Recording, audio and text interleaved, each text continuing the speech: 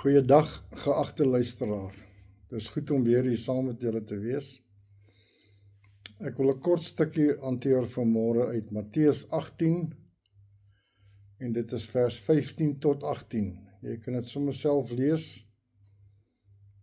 Kom ons bid gou dat ons net hoor of die Here ons sal seën. Dierbare en getroue Vader, hier is u woord nou hier voor ons. Hier is 'n gedagte hier wat ons tot van waarde kan wees, Here, en ons kan baat. Sal U ons asseblief help daarmee. Ons vra dit in die wonderlike naam van die Here Jesus Christus. Amen. Nou in hierdie leesstukkie hanteer die Here Jesus die kwessie van iemand wat afwyk of dwarstrekkerig is of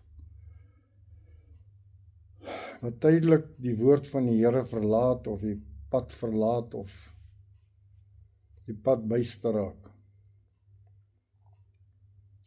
En hy verduidelik die proses wat jy moet volg. Nou hierdie is reg uit die mond van God uit. Dis nie debatteerbaar nie, ons kan dit nie verander nie. Ons kan nie ons eie gedagte daarby voeg nie. Hierdie is Jehovah van die Ou Testament. En Jesus van die Nuwe Testament, volgens die profeet van die Here, wat dit sê vir ons. En hy verduidelik ons as volg. Hy sê as daar een is onder julle wat nie wil saamwerk nie, wat dwarstrekkerig is, wat die woord nie reg sny nie, wat afdwaal van die pad af, dis nou my woorde hierdie. Moet jy op die volgende manier moet omhandel. Jy wat dit sien, moet na die man toe gaan en dit met hom bespreek, een op een. Sê, luister broer in die Here, ek merk op dat jy die volgende doen wat nie volgens die woord van God is nie, A, B en C. Ek is hier om te kyk of ons tot 'n gelyk kan kom, dat jy terugkom op die pad wat vir ons voorberei is. In ons geval is dit die woord van die Here en die boodskap van die profeet van die Here wat hy vir ons aangebied het. En sy naam weet ons is William Marion Branham. So een op een. Hy sê, en dan as dit nie werk nie, dan gaan roep jy nog 2 of 3 getuies saam met jou. Nou in die struktuur van 'n gemeente kan dit dan die diakens wees wat dan nou so 'n situasie hanteer, sê nou maar saam met die pastoor.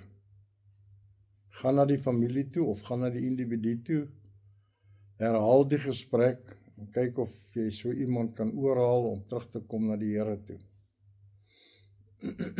Die derde stap is nogal 'n interessante een, want in die Afrikaanse Bybel gebruik hy die woord gemeente.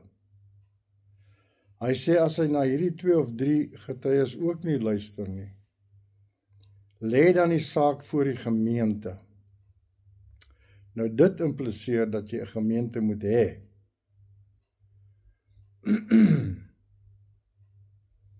As jy nie 'n gemeente het nie, gaan jy dalk al sukkel by stap 2 om 2 of 3 getuies bymekaar te kry, wat in die eerste plek moet hulle saamstem met mekaar, as hulle hierdie ander man gaan sien. En dit kan nogal 'n uitdaging wees, as daar nie 'n gemeentestruktuur is nie. Dit lyk asof die Here Jesus bedoel het, daar moet so 'n struktuur wees. Want in die derde stap sê hy, lê die saak voor die gemeente. En dan, as hy dan nog nie luister nie, en hy wil nog nie saamwerk nie, en hy wil nog nie terugkom na die weë van die Here nie, dan moet jy hom afsny en hom hanteer soos 'n heiden of soos 'n tollenaar. 'n Tollenaar is 'n belastinggaarder. Die man wat die belasting vat, is die tollenaar. So jy moet hierdie man nou hanteer soos 'n heiden, 'n sondaar met ander woorde dan, of die belastinggaarder. Nou, Jesus praat hier met Jode, vir hulle is 'n heiden al klare, vreeslike wese. Om 'n mede-Jood te hanteer soos 'n heiden is 'n verskriklike straf. Maar dit kan net gebeur as die gemeente so dink. En om 'n tollenaar soos 'n tollenaar behandel te word, is buitengewoon erg. Dis in die klas van Matteus en Saggeus voor hulle tot bekering gekom het. Ek wil die punt wat ek tuis wil bring is dit wat ek dink belangrik is hier, is hoe jy die stappe moet gebruik, hoe die stappe gedoen moet word, en hoe belangrik dit blyk dat daar 'n gemeente moet wees. Want ek dink by stap 2 gaan jy al sukkel. By stap 3, wel dan blyk dit onmoontlik te wees, as daar nie 'n gemeente is nie. So kom ons kyk of ons so na as moontlik aan die woord van die Here kan beweeg.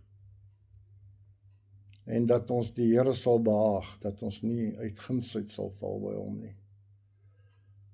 Want hy seën net die wat sy woord eer. Getroue Hemelse Vader, dankie vir die woord. Help ons asseblief om baie puntenerig te wees as ons met die woord van die Here werk. Dat ons die detail sal probeer toepas in ons lewens, Here Jesus.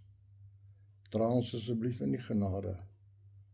Ons vra dit in naam van ons Verlosser en ons Bruidegom, die Here Jesus Christus. Amen.